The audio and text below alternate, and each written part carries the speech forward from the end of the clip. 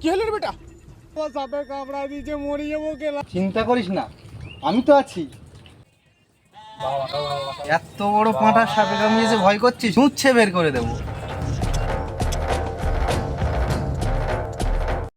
যা বেটা, তুই একদম সুস্থ, ঘর চলে যা। 1 মিনিট, এখানে যেন ইচ্ছাধারী নাগিনের গন্ধ পাচ্ছি।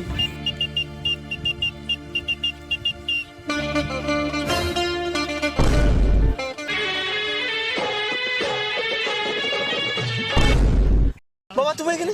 হাঁকছো নাকি রে? হাঁক বেটা, হাঁক হাঁক হাঁক।